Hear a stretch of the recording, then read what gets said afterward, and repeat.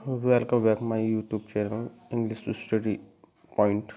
इससे पिछली वीडियो में मैंने आपको प्रेजेंट इंडेफिनिट टेंस के नेगेटिव और अफर्मेटिव सेंटेंसों के बारे में बताया था, और आज आपको दो तरीके के आपके इंट्रोगेटिव वाक्य, interrogative first and interrogative second वाक्य में के बारे में बताऊंगा।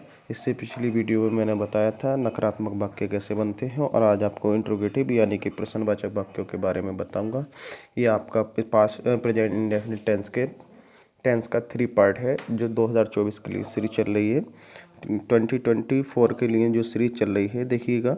प्रेजेंट इंडेफिनिट टेंस, जिन वाक्यों के अंत में ता है, ती है, ते है आदि शब्द आते हैं, इस प्रकार के वाक्य आपके प्रेजेंट इंडेफिनिट टेंस के कहलाते हैं।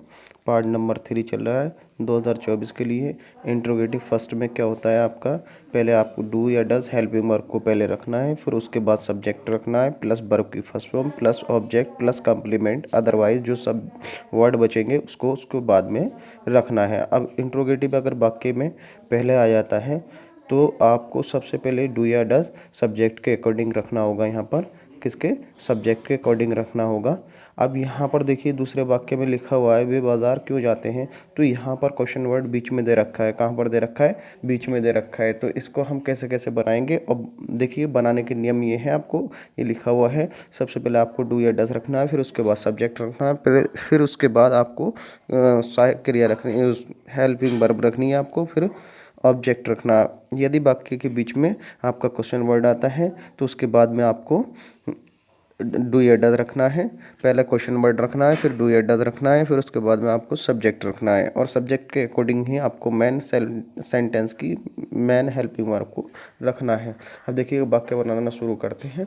तो वाक्य बनाने के नियम, सबसे पहले डू या डज स्टेप नंबर 1 में इंट्रोगेटिव में, फिर सब्जेक्ट प्लस वर्ब की फर्स्ट फॉर्म प्लस ऑब्जेक्ट, और स्टेप नंबर 2 में आपका question word plus subject plus question word do या does plus subject plus verb की फर्स्ट फॉर्म प्लस ऑब्जेक्ट। अब बनाना शुरू करते हैं। तो सबसे पहला सेंटेंस हमारा दे रखा है राम।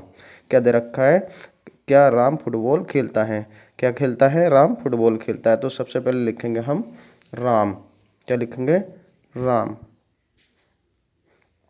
यहाँ पर लिखेंगे सबसे पहले डज। क्या लिखेंगे, डज। क्या लिखेंगे, डज हम लिखेंगे, क्योंकि आपका क्वेश्चन वर्ड पहले दे रखा है। तो यहाँ लिखेंगे डज, डज राम। ठीक, तो यहाँ डज लिख दिया हमने, और डज लिखने के बाद हमने राम लिखा।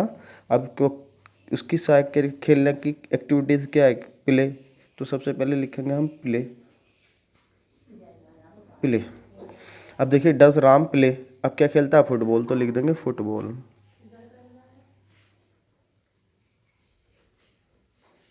क्वेश्चन मार्क लगा देंगे, इस तरीके से बन जाएगा। अब देखिए यहाँ पर क्या वर्ड दे रखा है, और यहाँ पर मैन देखिएगा प्लूरल नाउन दे रखा है, प्लूरल प्रोनाउन दे रखा है। क्या हम गर्म दूध पीते हैं, तो सबसे पहले डू लिखेंगे आप, डू लिख दिया। अब डू लिखने के बाद में लिखेंगे आप वी, WEV। वी लिखने के बाद आप लिखेंगे क्या करते हैं, वो पीते हैं, तो लिखेंगे ड्रिंक।